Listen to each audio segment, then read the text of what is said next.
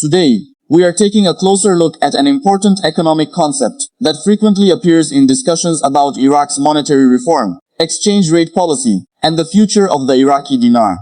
The topic involves the idea of removing zeros from the national currency, the potential impact on the parallel market, and how changes in exchange rate policy could affect those who continue holding large amounts of US dollars instead of Iraqi dinars. While these discussions often generate significant speculation online, it is important to separate economic theory from official policy and examine what these concepts actually mean in a practical and balanced way. The statement we are analyzing suggests that removing zeros from the Iraqi currency could create uncertainty in the informal or parallel currency market. It also argues that if Iraq were to adjust the value of its currency while simultaneously implementing a redenomination, holders of US dollars could experience reduced purchasing power when measured in Iraqi dinars. This is an important point because it touches on several areas of monetary economics, including currency substitution, exchange rate management, confidence in the national currency, and the role of the Central Bank of Iraq. To understand this discussion, we first need to clarify what economists mean when they talk about dropping zeros. In many countries throughout history, governments have introduced new banknotes by removing one or more zeros from the face value of existing currency. This process is known as redenomination. It is primarily an accounting and currency management exercise designed to simplify transactions, improve confidence in the national currency, and make pricing easier after periods of prolonged inflation. Removing zeros does not automatically make citizens wealthier, nor does it automatically increase the country's economic output. Instead, it changes the numerical representation of money, while the underlying purchasing power depends on the broader economic environment and the exchange rate policy adopted by the central bank. For Iraqi dinar followers, this distinction is extremely important. Discussions surrounding redenomination are often confused with discussions about exchange rate adjustment.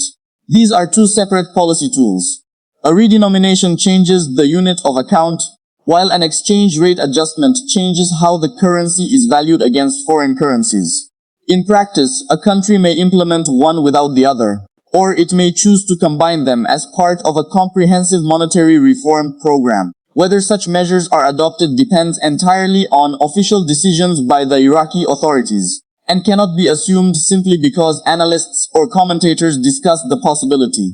The reference to the parallel market deserves careful attention. Iraq operates both an official exchange rate framework and an unofficial market where currencies may trade at different prices, depending on supply and demand. The Central Bank of Iraq has spent considerable effort in recent years attempting to narrow the gap between the official rate and the parallel market rate. Measures have included banking reforms, improved compliance with international financial standards, tighter controls on foreign currency auctions, and increased oversight of cross-border transactions. These reforms are intended to strengthen confidence in the financial system, while reducing opportunities for currency speculation and illicit financial activity. When the statement says that removing zeros could make the parallel market nervous, it is highlighting a possible behavioral response, rather than describing a confirmed outcome. Financial markets often react to uncertainty. If traders believe that significant monetary reforms are approaching, they may adjust their positions before official announcements.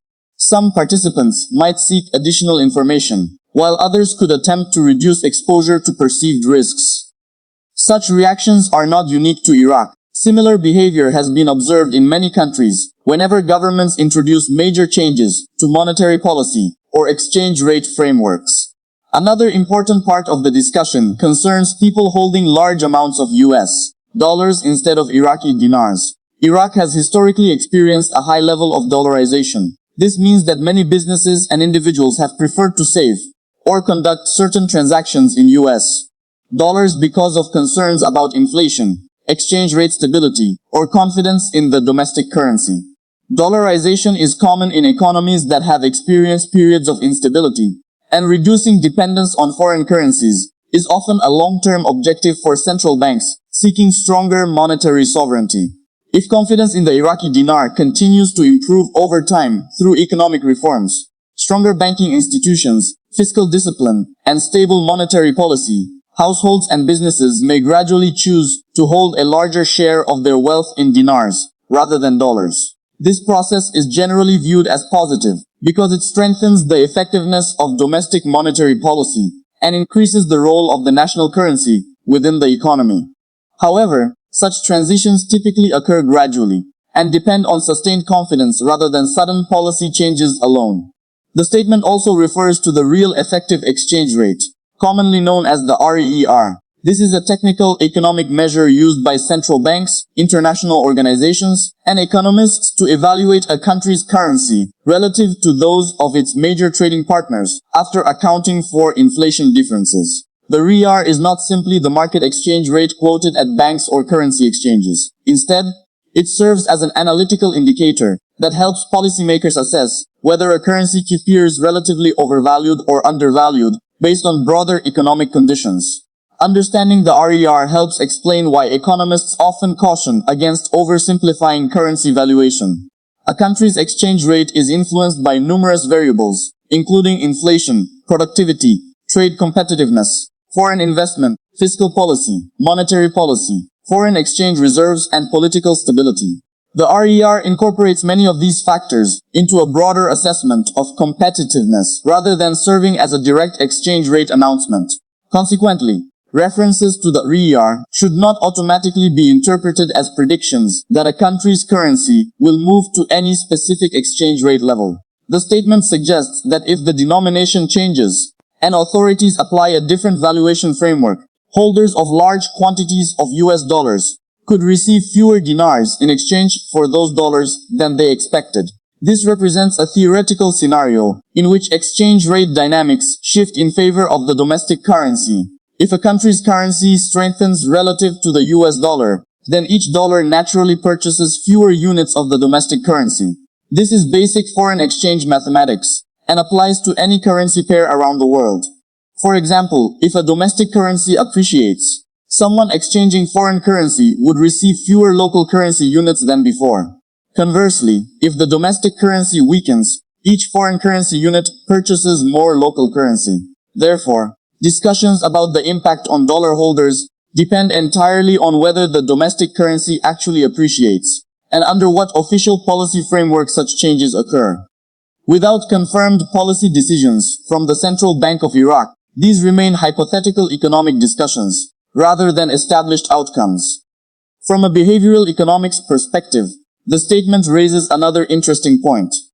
Expectations themselves can influence financial behavior. If businesses and consumers believe that future monetary reforms may strengthen the national currency, some individuals may choose to reduce their reliance on foreign currencies before any official changes occur. Others may wait for formal announcements. Central banks understand these psychological dynamics and therefore place significant importance on clear communication, transparency, and policy credibility. Communication plays a vital role because uncertainty can produce unnecessary volatility. If citizens misunderstand monetary reforms, rumors may spread through informal channels, creating confusion about the value of savings, wages, prices, and contracts. For this reason, countries implementing redenominations typically conduct extensive public education campaigns, explaining exactly how the conversion process will work, how old and new banknotes will coexist during transition periods, and how bank deposits will be converted. Such communication helps maintain public confidence and reduces disruption. In Iraq's case, financial reforms extend well beyond exchange rate discussions. Authorities have continued working on modernizing payment systems, expanding electronic banking, strengthening anti-money laundering compliance, increasing financial inclusion, improving banking supervision, and encouraging investment. These structural reforms are designed to create a stronger financial foundation, regardless of future exchange rate decisions. Investors and analysts generally pay close attention to these reforms because healthy financial institutions support broader economic development.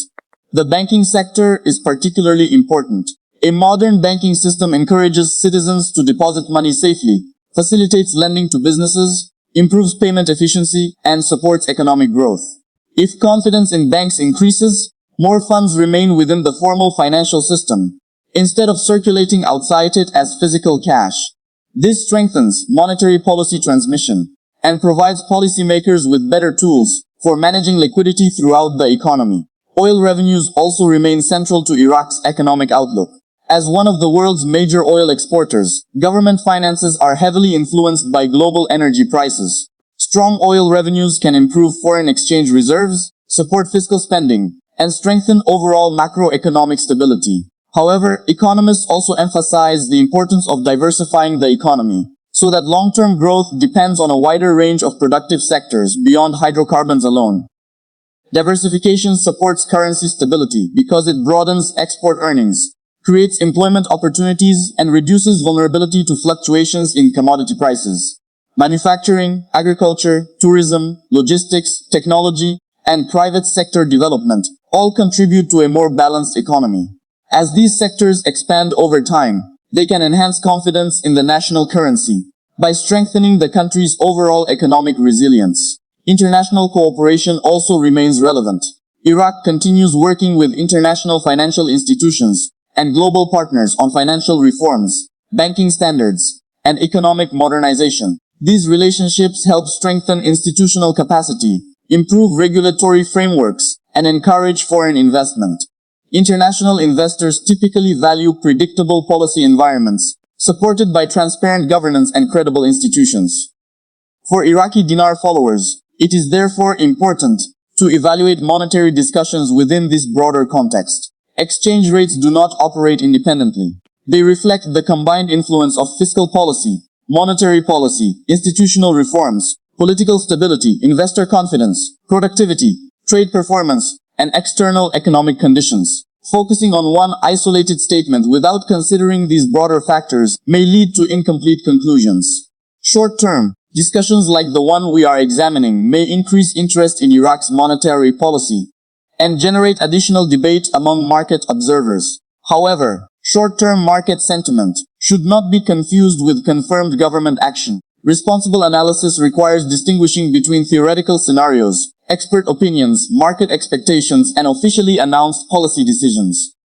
Over the longer term, continued financial reform, banking modernization, improved governance, stronger regulatory compliance, infrastructure development, and economic diversification could contribute to greater confidence in Iraq's economy. These structural improvements matter because sustainable currencies' strength generally reflects durable economic fundamentals rather than temporary market excitement. It is also worth remembering that every successful monetary reform program depends heavily on public confidence. Citizens must trust that the financial system is stable, that commercial banks operate effectively, and that monetary policy remains credible. Confidence cannot be created overnight. It develops gradually through consistent policy implementation, institutional reliability, and transparent communication from public authorities. The discussion about holders of US dollars highlights another economic principle: opportunity cost. Individuals choose how to allocate their savings based on expected returns, risk tolerance, liquidity needs, and confidence. Some may prefer domestic currency. Others may diversify across multiple currencies or assets. Governments cannot simply command confidence. They must earn it through stable economic management. As confidence improves, preferences may naturally evolve over time. History provides numerous examples of countries that successfully strengthened confidence in their domestic currencies following comprehensive economic reforms. In most cases, success resulted from disciplined monetary policy, responsible fiscal management, banking sector improvements, and stable political institutions, rather than a single exchange rate announcement. This historical perspective reinforces the importance of viewing currency reform as part of a broader economic strategy. For followers of the Iraqi dinar, patience and careful evaluation remain essential. Headlines discussing redenomination, exchange rates, or monetary reform often attract significant attention, but responsible observers should always seek official confirmation before drawing conclusions.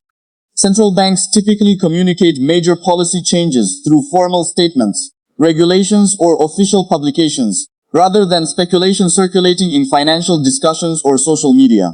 Economic transformation is generally measured in years rather than days. Progress can sometimes appear gradual, particularly when governments are implementing institutional reforms that require legal changes, technological upgrades, regulatory adjustments, and coordination among multiple agencies. While these reforms may not generate dramatic headlines every week, they often lay the foundation for stronger long-term economic performance.